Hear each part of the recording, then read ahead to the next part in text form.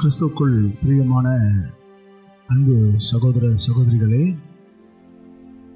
எபேசியர் புஸ்தகம் 2ஆம் அதிகாரம் 16ஆம் வசனத்தை நாம் வாசித்து தியானம் செய்வோம். பகையை சிலுவையினால் கொன்று அதனாலே இருதரத்தாரையும் ஒரே சரீரமாக தேவனுக்கு ஒப்புரவாக்கினார். பிரியமானவர்களே, மனிதனுடைய வாழ்க்கையில பகை எப்பொழுது உண்டானது? மனிதன் தேவனால் படைக்கப்பட்டவன். படைக்கப்பட்ட மனிதனை கர்த்தர் ஏதேனிலே வைத்தார். ஏதேனிலே இருந்த அவர்களுக்கு தேவன் கட்டளையிட்டார். நன்மை தீமை அறியத்தக்க கனியின் விருட்சத்தை நீங்கள் புசிக்கக்கூடாது என்று ஆதியாகமம் புஸ்தகம் 3ஆம் அதிகாரம் 1ஆம் வசனம். தேவனாகிய கர்த்தர் உண்டாக்கின சகல காட்டு ஜீவன்களை பார்க்கிலும் சர்ப்பமானது தந்திரமுள்ளதாயிருந்தது. அது ஸ்திரீயை நோக்கி, நீங்கள் தோட்டத்திலுள்ள சகல விருட்சத்தின் கனியையும் புசிக்க வேண்டாம் என்று தேவன் சொன்னது உண்டோ என்றது.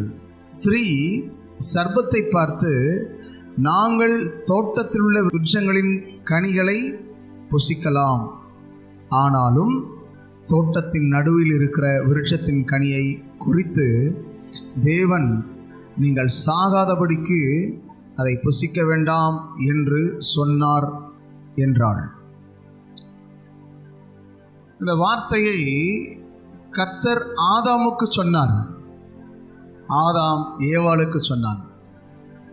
கர்த்தர் யாருக்கு சொன்னார்? ஆதாமுக்கு சொன்னார். ஆதாம் ஏவாளுக்கு சொன்னான். ஆதாம் என்றால் செந்நிறமன், ஆதி தகப்பன்.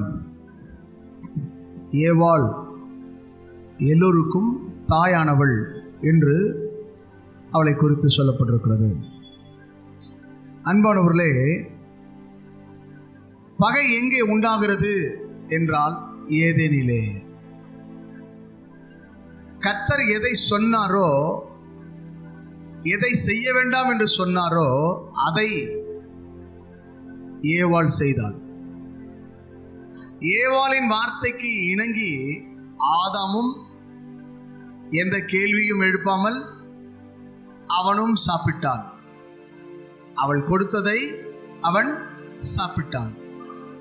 எங்கிருந்து எடுத்தாய்? யார் கொடுத்தது? இது எந்த மரத்தின் கனி என்று சொல்லி அவன் விசாரிக்கவே இல்லை. ஆனால் இந்த எதை செய்யக்கூடாது என்று கர்த்தர் சொன்னாரோ அதை அவர்கள் செய்தபடினாலே தேவனுடைய இருதயத்திலே மனஸ்தாபம் உண்டானது, மனதிற்கு வேதனை உண்டானது. தேவனுடைய வார்த்தைக்கு கீழ்ப்படியாமல் போனபடினாலே, தேவனுடைய வார்த்தையை அலட்சியம் பண்ணினபடினாலே, அசட்டை பண்ணினபடினாலே அவர்களுக்கு தண்டனை கிடைத்தது. கட்டளையை மீறுவது பாவம். எதை மீறுவது? கட்டளையை மீறுவது பாவம். தேவனுடைய கட்டளை என்ன? தோட்டத்திலே காணப்படும் விருட்சத்தின் கனிகளிலே என்ன செஞ்சாருங்க? நடுவில் இருக்கிற விருட்சத்தின் கனியை புசிக்க வேண்டாம். எதை புசிக்க கூடாது என்று சொன்னாரோ அதை புசித்தபடினாலே தேவனுக்கும் அவர்களுக்கும் உள்ள உறவு துண்டிக்கப்பட்டது. துண்டிக்கப்பட்டது என்றால் அவர்களுக்குள்ளே ஒரு பகை உண்டானது. அந்த பகை கீழ்ப்படியாமையினால் வந்தது. கீழ்ப்படியாமையில் வந்த இந்த பகையை மனிதன் செய்த பாவத்திற்கு உண்டான தண்டனையை சிலுவையின் மரணத்தின் மூலமாக இயேசு பரிகரித்தார். சிலுவையின் மரணத்தின் மூலமாக இயேசு பரிகரித்தார். சிலுவை மரணம் பகையை கொன்றது. தேவனுக்கும் மனிதனுக்கும் உள்ள தடையை, பாவம் செய்தபடினால் தடை உண்டானது, பாவம் செய்ததினால் பகை உண்டானது, பாவம் செய்தபடினால் வேதனை உண்டானது, பாவம் செய்தபடினால் தண்டனை உண்டானது. ஏதேனிலே இருக்கும் வரைக்கும் அவர்கள் தேவனோடு சஞ்சரித்தார்கள், சம்பாஷித்தார்கள், தேவனோடு உறவாடினார்கள். இப்பொழுது அவர்கள் பாவம் செய்தபடினாலே, கட்டளையை மீறினபடினாலே தோட்டத்தை விட்டு விரட்டப்பட்டார்கள். எதை விட்டு? தோட்டத்தை விட்டு வெளியேற்றப்பட்டார்கள். வெளியேற்றப்பட்டதுதான் தேவனுக்கும் அவர்களுக்கும் உள்ளதான உறவு துண்டிக்கப்படுறதுக்கு காரணமாக இருந்தது. பாவம் செய்யாது இருக்கும் வரைக்கும் உறவு இருந்தது. பாவம் செய்த பிறகு உறவு துண்டிக்கப்பட்டது, அருந்து போனது. அந்த உறவை இழந்து போனார்கள்.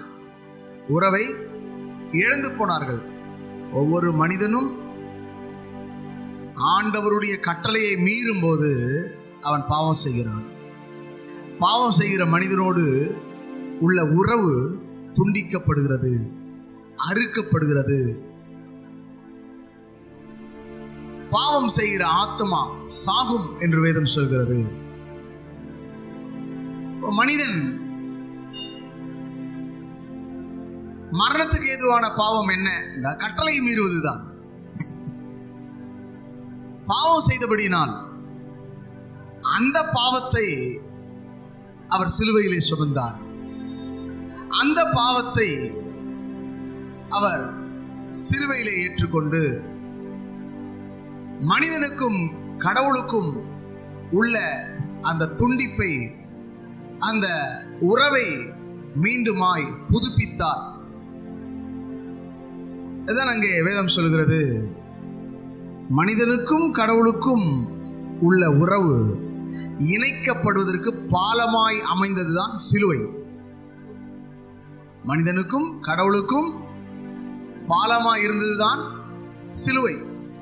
அந்த சிலுவையின் இரத்தத்தினால்தான் மனிதனுடைய பாவம் கழுவப்பட்டது, மனிதனுடைய பாவம் சுத்திகரிக்கப்பட்டது, மனிதனுக்கு பாவத்திலிருந்து விடுதலை கிடைக்கப்பட்டது. இரத்தம் சிதல் இல்லாமல் பாவ மன்னிப்பு இல்லை. இயேசு கிறிஸ்து சிலுவையில் சிந்தின இரத்தத்தினால மனிதனை தேவனோடு கூட இணைத்தார். அவர் இரத்தம் தேவனோடு இணைத்தது. இப்ப இணைவதற்கு காரணமாய் இருந்தது அவருடைய இரத்தமாய் இருக்கிறது. எபேசியர் 2 வாசிக்கிறோம். முன்னே தூரமாய் இருந்த நீங்கள் இப்பொழுது கிறிஸ்து இயேசுக்குள் கிறிஸ்துவின் இரத்தத்தினாலே சமீபமானீர்கள். இப்போ தூரமாய் இருந்தவர்களை சமீபமாக்கினது எது என்றால் ஆண்டவராகிய இயேசு கிறிஸ்துவுடைய இரத்தம். அல்லேலூயா. எது சமீபமாக்குச்சு? தூரமாய் இருந்தவனை கிட்ட கொண்டு வந்தது எது? இரத்தம். மனிதன் பாளையத்துக்கு புறம்பே இருந்தார். மனிதன் கிருபாசன தண்டைக்கு வர முடியாது. மனிதன் பலிபீடத்திற்கு வர முடியாது. மனிதன் ஆலயத்துக்கு வர முடியாது.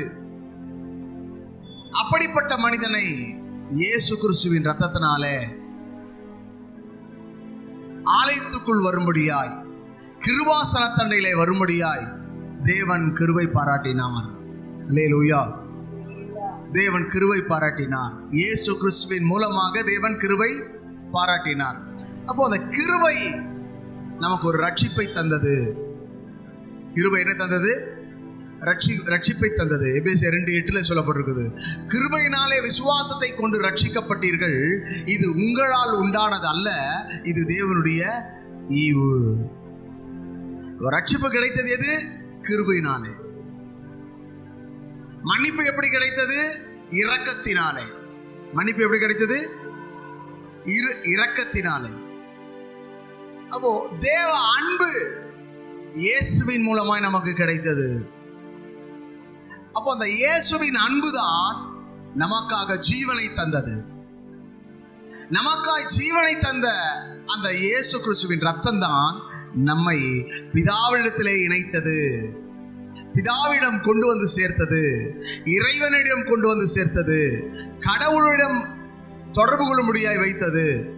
தூரமாய் இருந்த மனிதன், புறம்பே இருந்த மனிதன், பாவத்தில் இருந்த மனிதன், சாபத்தில் இருந்த மனிதன், அக்கிரமத்தில் இருந்த மனிதன், கட்டளை மீறி நடந்த மனிதன் மன்னிக்கப்பட்டு தேவனிடத்தில் சேர்க்கப்பட்டான் என்பதை நாம் மறந்து போகக்கூடாது. அல்லேலூயா.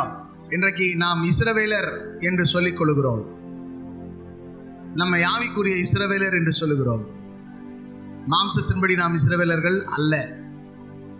ஆனால் இருவரையும் ஒன்று சேர்க்கிறார்.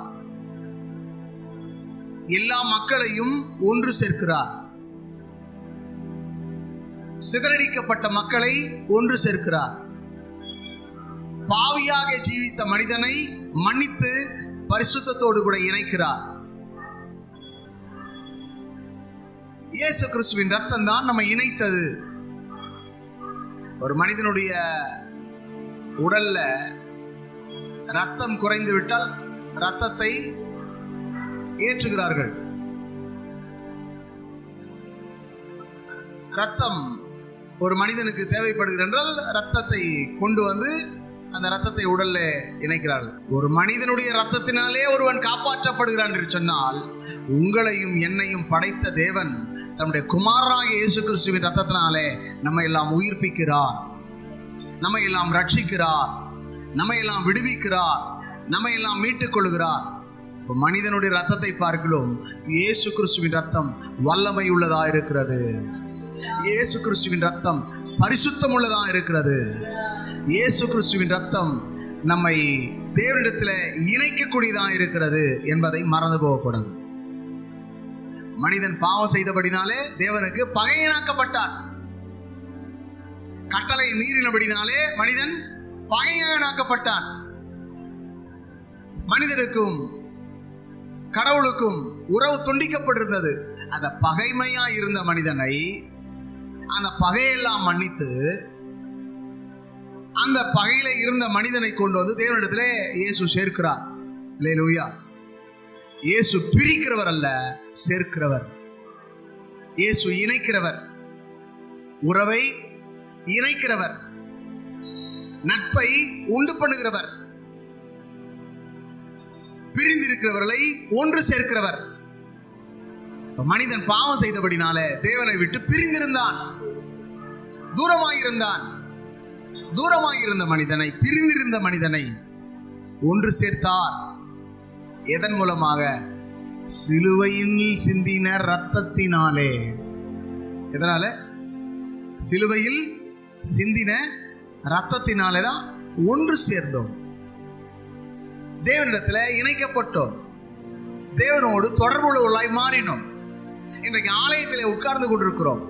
ஆலயத்தில் உட்கார்வதற்கு நமக்கு தகுதி கிடையாது. பலிபீடத்தில் இன்று பேசுவதற்கு தகுதி கிடையாது. பாளையத்துக்கு புறம்பே, நகரத்திற்கு புறம்பே காணப்பட்டோம். ஆனால் நம்மை அழைத்து ரட்சித்து விடுவித்து கழுவி பரிசுத்தமாக்கி ஆலயத்திலே கொண்டு வந்து நிறுத்தியிருக்கிறார். என் அன்புக்குரியவர்களே, வேதம் சொல்லுகிறது, இருதரத்தாரையும் யூதர்களையும் யூதர் அல்லாதவர்களையும் ஒரே மக்களாக்கினார். கிறிஸ்துவுக்குள் ஜாதி கிடையாது, கிறிஸ்துவுக்குள் நிறம் கிடையாது, கிறிஸ்துவுக்குள் பாகுபாடு கிடையாது. கிறிஸ்துவுக்குள் எல்லாம் ஒரே சரீரம். கண்ணு, மூக்கு, வாய், காது, கைகள், கால்கள், உடல் இருக்கிற எல்லா உறுப்பும் சேர்ந்துதான் உடல். அந்த உடலுக்கு பேர் தான் மனிதன். உயிரோடு இருக்கிற மனிதனுக்கு தான் மனிதன். உயிரற்ற மனிதனுக்கு பெயர் சடலம். உயிரற்ற மனிதனுக்கு பெயர் பிணம். இன்றைக்கு கிறிஸ்தவம் எப்படி இருக்கிறது? உயிர்ப்பிக்கப்பட்டிருக்கிறதா? தேவனோடு உறவாடி கொண்டிருக்கிறதா? அதான் முக்கியம். இன்றைக்கு அநேகர் உயிர்ப்பிக்கப்படவில்லை, உயிர் மீட்சி அடையவில்லை, இன்னும் ரட்சிப்பு அடையவில்லை. ரட்சிப்பு என்று சொன்னால் விடுதலை, பூரண விடுதலை, பரிபூர்ண விடுதலை. பூரண ரட்சிப்பு, பரிபூர்ண ரட்சிப்பு. பூரணமாய் மனம் திரும்பவில்லை, பரிபூர்ணமாய் மனம் திரும்பவில்லை. அப்படி என்றால் என்ன? முழுமையான மனம் திரும்புதல் இல்லை, முழுமையான ரட்சிப்பு இல்லை. கிறிஸ்துவுக்குள் இருக்கிறவன் அமைதியாய் இருப்பான், கிறிஸ்துவுக்குள் இல்லாதவன் தாண்டவமாடுவான். ஆகவே நீங்கள் யாராய் இருக்கிறீர்கள் என்பதை நீங்கள் ஆராய்ந்து அறிந்து கொள்ள வேண்டும். நீங்கள் சத்தியத்தை அறிவீர்களானால் சாந்தமாக இருப்பீர்கள், சத்தியத்தை அறிவீர்களானால் சகித்துக் கொண்டிருப்பீர்கள், சத்தியத்தை அறிவீர்களானால் விடுவிக்கப்பட்டிருப்பீர்கள், சத்தியத்தை அறிவீர்களானால் தேவனோடு கூட சம்பாஷித்துக் கொண்டிருப்பீர்கள், தேவனோடு சஞ்சரித்துக் கொண்டிருப்பீர்கள். எல்லா புத்திக்கும் மேலான தேவ சமாதானம் உங்கள் இருதயங்களிலே நிறைந்திருக்கும். அல்லேலூயா. பகையா இருக்கிற ஒரு மனிதன் சமாதானமா இருக்க முடியாது. தேவனை விட்டு விலகி இருக்கிற மனிதன் சமாதானமா இருக்க முடியாது, சந்தோஷமா இருக்க முடியாது. ஆனால் தேவனோடு இணைந்திருக்கிற மனிதன், தேவனோடு சம்பாஷிக்கிற மனிதன், தேவனோடு சஞ்சரிக்கிற மனிதன், தேவனோடு உறவாடுகிற மனிதன் சந்தோஷமாக இருப்பான், சமாதானமாக இருப்பான், நிம்மதியாக இருப்பான், அமைதியாக இருப்பான், விடுதலையோடு இருப்பான், வெற்றியோடு இருப்பான், மகிழ்ச்சியோடு இருப்பான், சாட்சியோடு இருப்பான். அல்லேலூயா. இன்றைக்கு பகை இருக்கிறது எங்கே? திருச்சபைக்குள்ளே. பகை இருக்கிறது எங்கே? கிறிஸ்தவர்களுக்குள்ளே. எங்க இருக்கிறது பகை? சபைக்குள்ளே பகை இருக்கிறது. நீ பெரியவன், நான் பெரியவன், நீ பணக்காரன், நான் பணக்காரன், அவன் ஏழை, நான் பணக்காரன். மமதை, அகங்காரம், ஆணவம், திமிர் எல்லாமே உள்ள இருக்கிறது. ரட்சிக்கப்பட்டவனுக்குள்ள இது இருக்காது. ரட்சிக்கப்படாதவனுக்குள்ள எல்லாமே இருக்கும். ரட்சிக்கப்பட்டவனுக்குள்ள ஆணவமும் அகம்பாவமும் திமிரும் பெருமையும் இருக்காது. அப்படி இருக்கிறவன் கிறிஸ்தவனாக இருக்க முடியாது. அவன் தேவனுக்கு பகையனாய் இருப்பான். ஆகவே இந்த வார்த்தை கேட்டுக்கொண்டிருக்கிற கர்த்தருடைய பிள்ளையே, நீங்கள் யாராக இருக்கிறீர்கள்? தேவனுக்கு சிநேகிதராக இருக்கிறீர்களா? தேவனுடைய பிள்ளைகளாக இருக்கிறீர்களா? அல்லது தேவனுக்கு பகைஞர்களாக இருக்கிறீர்களா? பகைஞராய் இருக்கிறவர்களை தான் தேவன் சிலுவையிலே பகையை கொன்றார். சிலுவையிலே பகையை கொன்று இருதரத்தாரையும் ஒன்றாக்கினார். அப்போ பகையாகிய பாவத்தை இயேசு கொன்றார். பாவத்தை இயேசு சிலுவையிலே அழித்தார். பாவமறியாத இயேசு, பரிசுத்தமுள்ளவராகிய இயேசு பாவத்தை சிலுவையிலே கொன்றார். ஒரு பாவி பாவத்தை ஜெயிக்க முடியாது. ஆனா பாவம் இல்லாத ஒருவர் பாவத்தை ஜெயித்தார். இயேசு யார்? பரிசுத்தர். இயேசு யார்? பாவம் இல்லாத ஆட்டுக்குட்டி. யோவான் சானகன் இயேசு கிறிஸ்துவை குறித்து என்ன சொல்கிறான்? இதோ உலகத்தின் பாவத்தை சுமந்து இருக்கிற தேவாட்டுக்குட்டி அப்படி சொல்றார். அவர் பஸ்கா ஆட்டுக்குட்டி, அவர் தேவாட்டுக்குட்டி, அவர் பாவம் இல்லாதவர், அவர் பாவமே செய்யாதவர். அப்போ அந்த பாவமே செய்யாதவர், பாவம் அறியாதவர், அவர்தான் பாவத்தை ஜெயிக்க முடியும். பரிசுத்தர் தான் பாவத்தை ஜெயிக்க முடியும். அவர்தான் சிலுவையிலே அந்த பாவமாகிய பகையை கொன்றார், வென்றார், எழுந்து நின்றார், மரித்து மூன்றாம் நாள் உயிரோடு நின்றார், எழுந்து நின்றார். ஆமென். கல்லறையில போய் தேடி போகிறதான அந்த மரியாளுக்கும் மட்டுமுள்ள சகோதரிக்கும் அந்த தேவதூதன் சொல்கிறான், நீங்கள் யாரை தேடுகிறீர்கள்? சிலுவையில் அறையப்பட்ட இயேசுவை தேடுகிறீர்களா?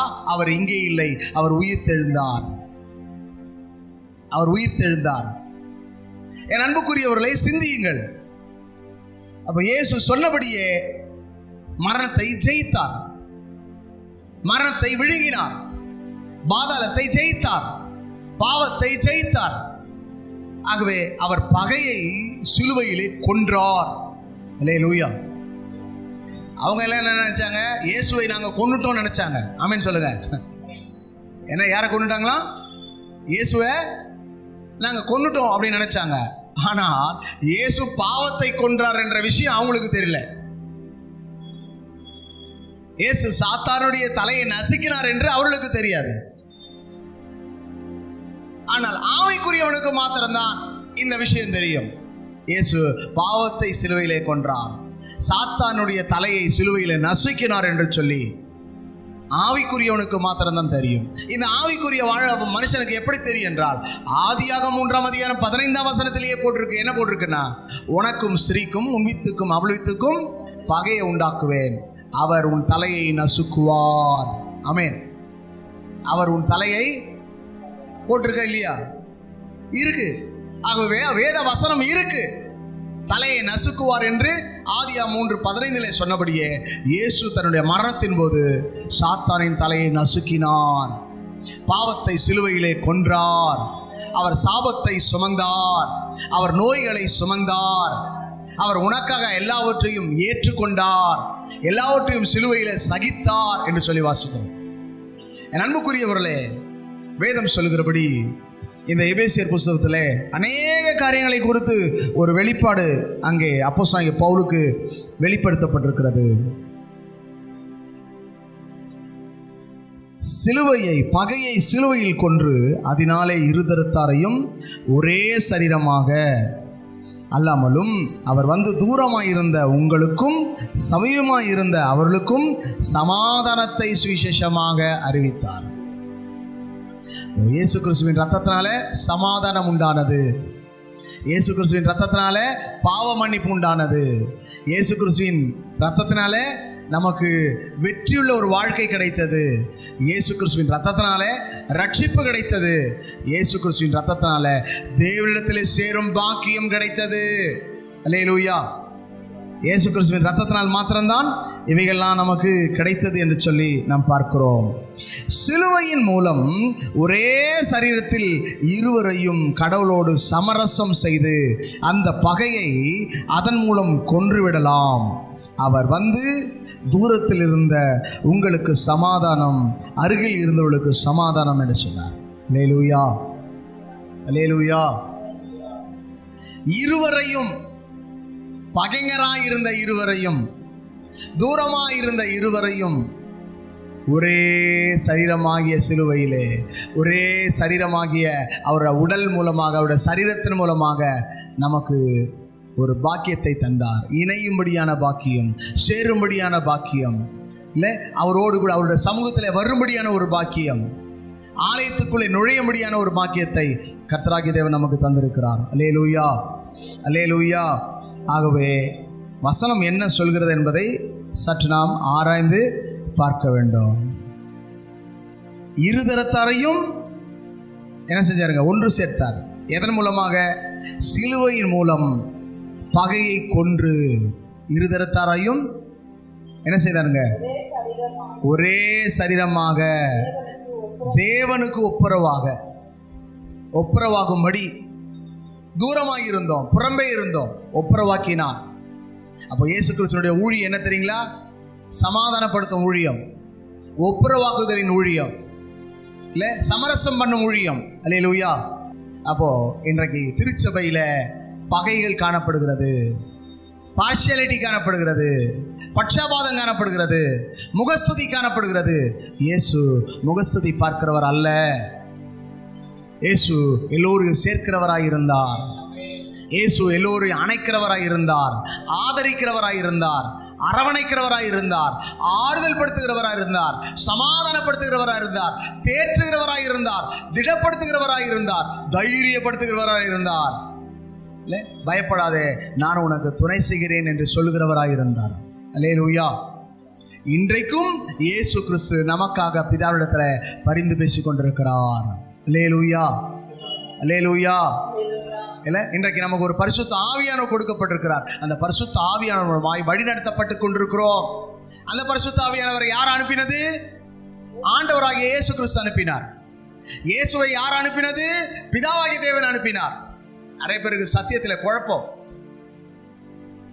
இயேசுவே வரவில்லை, பிதா அனுப்பினார். பிதாவுடைய சித்தப்படி தான் இயேசு பூமிக்கு வந்தார். யார் என் காரியமாய் போவான் என்ற வார்த்தையை கேட்டபடினாலே இயேசு நான் போகிறேன் சொன்னார். பிதா அவரை அனுப்பி வைத்தார். ஏசாயா புத்தகத்திலே சொல்லப்பட்டிருக்கு, பிதாவோ அவரை நொறுக்க சித்தமானார். பிதா அவரை மரணத்துக்கு ஒப்பு கொடுத்தார்.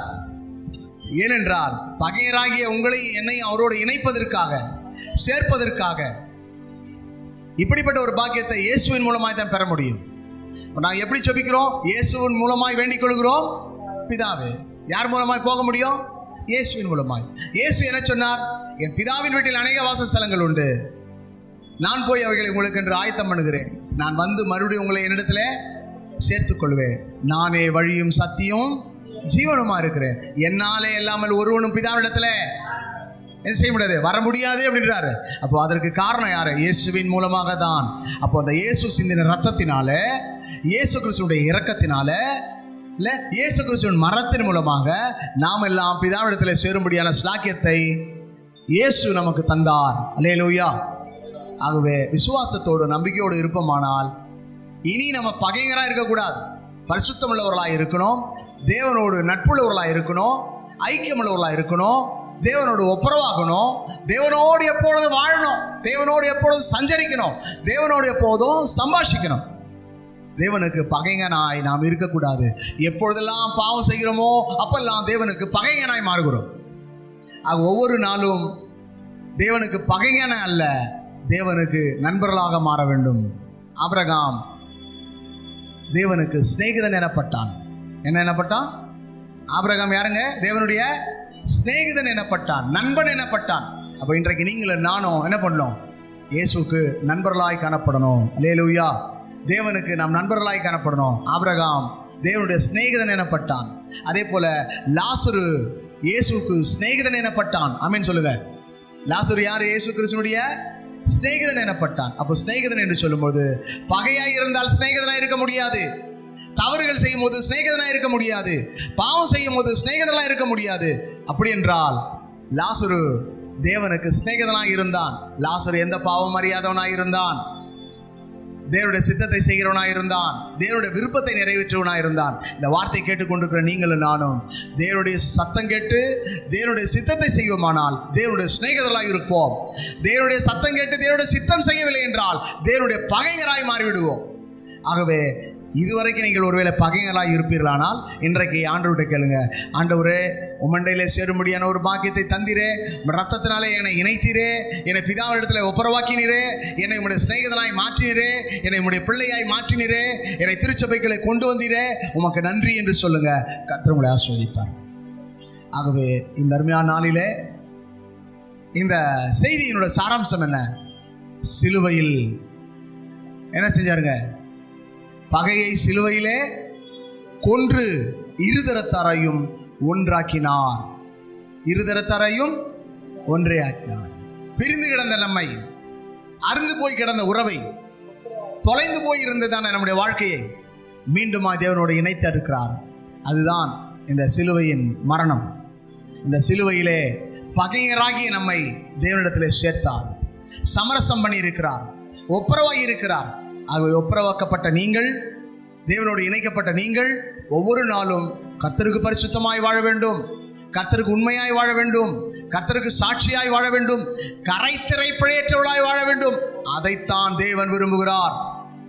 ஆவி, ஆத்மா, சரீரம் குற்றமற்றதாக இருக்க வேண்டும், கரைத்திரை பிழையற்றதாக இருக்க வேண்டும், தேவனுடைய நீதிகளை நிறைவேற்றக்கூடியவர்களாக இருக்க வேண்டும், தேவனுடைய சத்தியத்தின்படி வாழக்கூடியவர்களாக இருக்க வேண்டும். அப்படி என்றால் நாம் தேவனுடைய ஆசீர்வாதத்தை பெற்றுக்கொள்வோம், தேவனுடைய வருகையிலே செல்வோம். மரித்தாலும் நாம் தேவனிடத்திலே செல்வோம். ஒருவேளை இயேசு வரும்போதும் இயேசுவோடு செல்வோம். அதற்கு தகுதியாகும்படியான ஒரு பாக்கியத்தை கர்த்தர் இன்றைக்கு தந்திருக்கிறார். இன்றைக்கு நாம் யாவரும் நம்மை ஒப்பு கொடுத்து ஜெபம் செய்வோம். கண்களை மூடி ஆண்டவரை நோக்கி பார்ப்போம். ஒரு நல்ல சமயம், நல்ல சந்தர்ப்பத்தை கர்த்தர் தந்தார். நாம் கர்த்தருக்கு நன்றி சொல்லுவோம், ஜெபம் செய்வோம், ஒப்பு கொடுப்போம். வானத்துக்கும் பூமிக்கும் தேவனாகிய கர்த்தாவே, நம்முடைய திருக்குமாரனாகிய இயேசுவின் மூலமாய் உம்மோடு ஒப்புரவாகும்படியான ஒரு பாக்கியத்தை தந்தீரே, உம்மோடு இணையும்படியான ஒரு ஸ்லாக்கியத்தை தந்தீரே, உமக்கும் எனக்கும் ஒரு தொடர்பை ஏற்படுத்தி தந்தீரே, தூரமாய் இருந்த எங்களை சமீபமாய் கொண்டு வந்தீரே, பாவத்தில் இருந்த எங்களை கழுவி சுத்திகரித்து பரிசுத்த ஸ்தலத்துக்கு கொண்டு வந்தீரே, பாவியாகிய எங்களை நீதிமான்களாக்கி இருக்கிறீரே, துன்மார்க்கராகிய எங்களை நீதிமானாக்கி இருக்கிறீரே. எவ்வளோ பெரிய பாக்கியம், எவ்வளோ பெரிய ஸ்லாக்கியத்தை எங்களுக்கு தந்திருக்கிறீர். இந்த மாலை நேரத்தில் எங்களை நாங்கள் தாழ்த்துகிறோம். இயேசு சுவாமி, இன்றைய நாளிலே எங்கள் வாழ்க்கையில் நீர் விரும்புகிற பரிசுத்தம் எங்களுக்கு வேண்டும். நீர் விரும்புகிறபடி இந்த பூமியிலே நாங்கள் வெற்றியுள்ள வாழ்க்கை வாழ உதவி செய்யும். நீர் விரும்புகிறபடி இந்த உலகத்திலே நாங்கள் சாட்சியுள்ளவர்களாய் வாழ கிருபை தாரும். இந்த நிகழ்ச்சியை காண்கிற ஒவ்வொருடைய வாழ்க்கையில் பகைஞராக இருக்கிற ஒவ்வொருவரும் உம்முடைய நண்பர்களாய் மாறட்டும். பகைஞராக இருக்கிற ஒவ்வொருவரும் உம்மிடத்திலே ஒப்புரவாகட்டும். உம்மிடத்திலே அவர்கள் இணையட்டும். உம்மை அவர்கள் சார்ந்து கொள்ளட்டும். தூரமாய் இருக்கிறவர்கள் சமீபமாய் வரட்டும். தேவனுக்கும் ஆண்டவர் கிறிஸ்துவுக்கும் ஆண்டவரே உள்ள ஒரு உறவு எப்படி இருக்கிறதோ அப்படியே எங்களுடைய உறவையும் நீர் ஆண்டவரை முற்றிலுமாய் மாற்றமைக்கும்படி ஜெபிக்கிறோம். நாங்கள் எப்பொழுதும் உம்மையே நோக்கி இருக்க, உம்மையே நோக்கி பார்க்க, உமக்காக வாழ நீர் எங்களுக்கு உதவி செய்வீராக. இயேசு எப்படி பாவத்தை ஜெயித்தாரோ நாங்களும் இந்த பூமியிலே பாவத்தை ஜெயிக்க, மாம்சத்தை ஜெயிக்க, ஆசை இச்சைகளை ஜெயிக்க, பிசாசை ஜெயிக்க, உலகத்தின் காரியங்களை ஜெயிக்க எங்களுக்கு உதவி செய்யும். ஜெய கிறிஸ்து இந்த நாளில் எங்களுக்கு உதவி செய்வீராக. இந்த நாளில் வந்திருக்கிற ஒவ்வொருடைய வாழ்க்கையில் சரீரங்கள் இருக்கிற எல்லா பொல்லாப்பு பலவீனங்களை எடுத்து போடும். எல்லா நோய் பிணிகளை குணமாக்கும். ஒவ்வொருடைய வாழ்க்கையில் இருக்கிற எல்லா வறுமை தரித்திரங்கள் சாபங்களை கர்த்தர் நீக்கி போடுங்க. ஒவ்வொரு குடும்பத்திற்குண்டான ஆசீர்வாதங்களை கட்டளையிடுங்க. இன்றைய நாள் ஒவ்வொருக்கும் வெற்றி நாளாய் மாறட்டும். இந்த நாளிலே தேர்வு எழுதுகிற மாணவ மாணவிகள் கல்வியிலே வெற்றி பெறட்டும். ஒவ்வொருடைய தொழிலே வெற்றி பெறட்டும். ஒவ்வொருடைய வாழ்க்கையிலே வெற்றி பெறட்டும். ஊழியங்களிலே வெற்றியை காண உதவி செய்யும். தொடர்ந்து ஆசீர்வதியும், பெரிய காரியம் செய்யும். இயேசு ரட்சக நாமத்தில் பிதாவே, ஆமென்.